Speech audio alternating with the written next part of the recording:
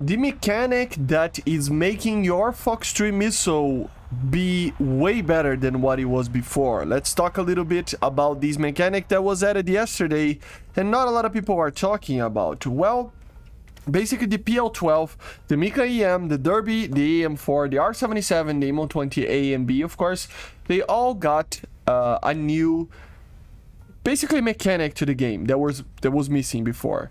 Basically an angle gating, right?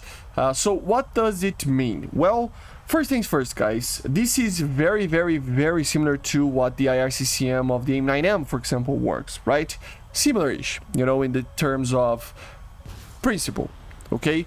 So if you know how those IRCCMs work, imagine that, but with radar guidance, okay? But if you don't know what it is, let's talk a little bit about it. So the idea here is that the radar seeker, or the head of the seeker of these FOX-3 missiles, now will have basically a way of turning themselves off on the seeker and maintaining a flight path using the inertial navigation system. So what it means is that it is very similar to the AIM-9M IRCCM, right? So it is getting a lock onto an aircraft.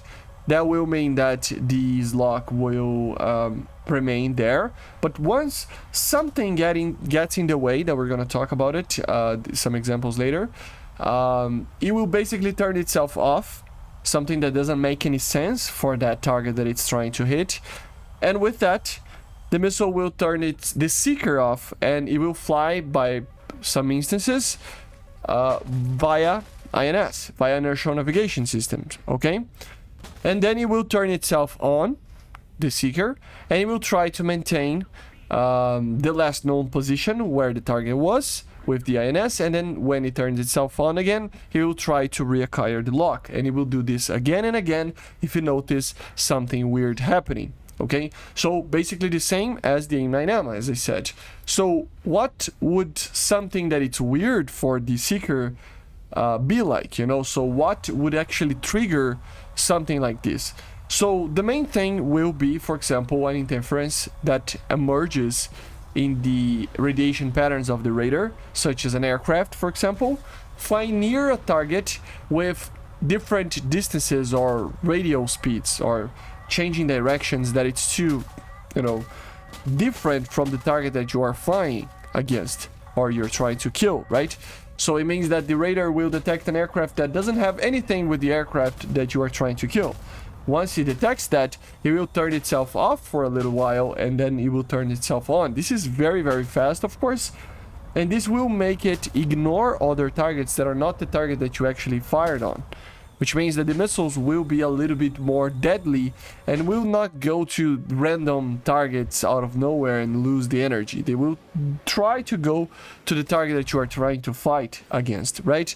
And if it doesn't, like, if it basically sees something that it's not the target in a different, like, you know, it's just a weird target that it's there appearing, it will basically ignore that thing, turning itself off, will turn itself on again, and will, in this period, it will fly via INS until it gets a reacquirement on the lock, and then it will on the aircraft, and it will try to get the target again, right? So, I mean, like I said, it's exactly like the AIM-9M's IRCCM, but with radar, okay? Another case would be, for example, Chef. Chef would trigger just like the AIM-9's seeker is triggered by a flare to turn itself off. These radar missiles will turn themselves off via detecting a Chef, for example, near the aircraft in some situations. That would mean that it would work in a similar way, in the sense that it would make it Chef a lot worse than what it is right now if you use it in the same way. And make FOX-3 missiles just better. But at the same time, if you know how to use it, you can use chaff to decoy a missile just like you use the flares to decoy an AIM-9, making sure that you are changing directions, for example, because, for example, I don't know, you drop the chaff, the missile will turn itself off, it will fly via INS, or the seeker, right? And it will fly via INS, inertial navigation, and then it will turn itself on. When it turns itself on, maybe you turned to another side that you were looking and the missile were not looking, was not looking, and with that you will create you know, basically an empty space for the missile to get, you know, go after it, so you will miss it. So it basically will work in the same way as you avoid an aim as well, right? So you would change directions multiple times, making sure that you are trying to get away from the FOV of the missile while it's turned off, right? The seeker is turned off, trying to re-engage the target that, you know, you saw before the chaff got. So this is another way, for example, to use this.